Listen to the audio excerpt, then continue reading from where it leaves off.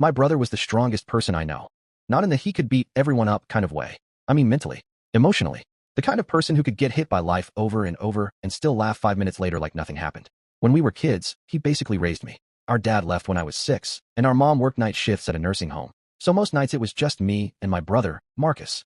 He was only 16 at the time, but he'd cook ramen for me, help me with homework, and sit on the floor beside my bed whenever thunderstorms scared me. He used to tell me, "Don't worry, little dude. One day we'll have a huge house, a game room, and a fridge full of snacks." It sounds dumb now, but I believed him completely. Marcus was the type of person everyone liked. Teachers loved him. Neighbors loved him. He could walk into a room and somehow make everybody feel comfortable immediately. Even when things got bad financially, he never let me feel it. I remember one Christmas where we literally had almost nothing. Our power had been shut off 2 days before. I was sitting there pretending I wasn't disappointed because I knew mom was stressed. Marcus disappeared for like 3 hours. He came back carrying this old beat-up Xbox 360. I lost my mind. Turns out he traded his own phone for it because he knew I'd been wanting one for months. That was him. That was always him. He dropped out of community college to work full-time after mom got sick. Construction during the day, delivery, driving at night. He barely slept. But he still somehow found time to pick me up from school every Friday and take me to get dollar menu burgers. And every single time, he'd say, "We're gonna make it out eventually." Then came 2021. That's when everything started falling apart. Marcus got hurt at work. Some scaffolding collapsed and messed up his shoulder pretty badly. Workers' comp dragged everything out for months. And because he couldn't lift heavy stuff anymore, they quietly stopped scheduling him. At first he acted like it was temporary, but I started noticing little things. He stopped joking around as much, stopped answering calls, started sleeping all day. One night, I walked into the kitchen at like 2 a.m. and found him sitting there in complete darkness. No TV, no phone, nothing, just staring at the wall. I asked if he was okay, and he looked at me for a second before smiling and saying, "Yeah, just tired." But it wasn't normal tired. It was this empty kind of tired. A few months later, mom passed away unexpectedly from a stroke. That destroyed him. At the funeral, everybody kept coming up to Marcus saying stuff like, "You're the man of the house now. You gotta stay strong for your brother. Your mom would want you to keep going." And I swear I watched something inside him break in real time. Because after everyone left that night, he sat on the porch and cried harder than I've ever seen anyone cry before. Not loud crying either. The kind where someone is trying desperately not to make noise. After that, he became obsessed with money.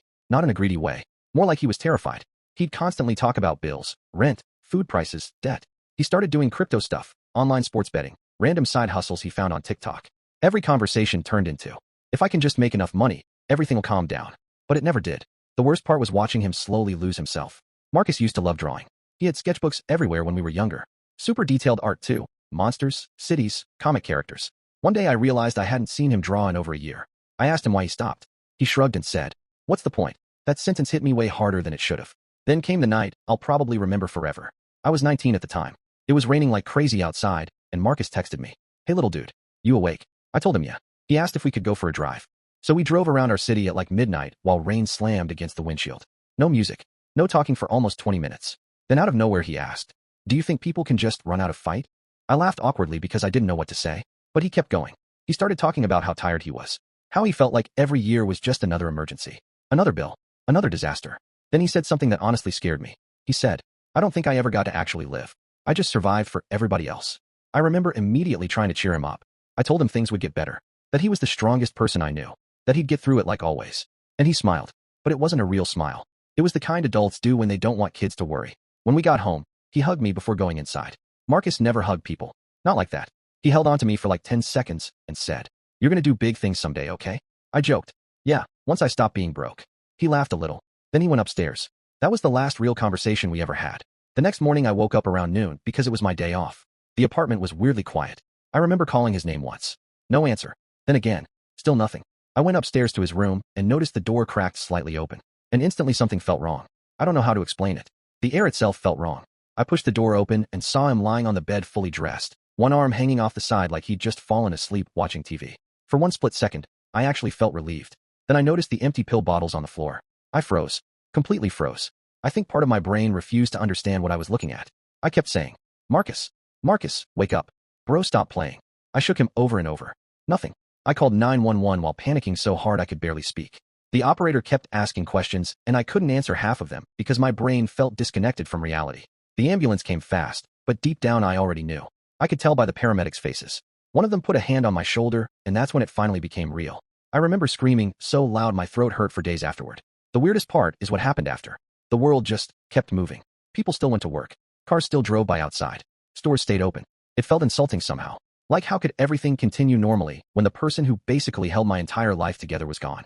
At the funeral, everybody talked about how kind he was, how hardworking he was, how funny he was, and all I could think was, why didn't anybody notice how much pain he was in?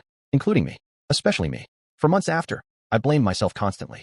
I replayed every conversation wondering if I missed signs. Wondering if I could have said something different during that car ride. Wondering if one better sentence could have kept him here. Then about 6 months later, I found one of his old sketchbooks hidden in the closet. Inside were hundreds of drawings I'd never seen before. And on the very last page, there was a note. It said, "To my little brother. If you're reading this, I'm sorry. You were the best thing that ever happened to me. I hope someday you have the life we always talked about. A big house, a game room, a fridge full of snacks. And I hope you never feel like you have to carry the world alone like I did." I'm 22 now. I still think about him almost every day. Sometimes I'll hear a joke or see some dumb meme and instinctively reach for my phone before remembering I can't send it to him anymore. And honestly, the hardest part isn't even that he's gone.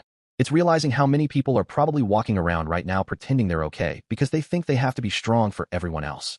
Marcus spent his whole life saving people. I just wish somebody had saved him too.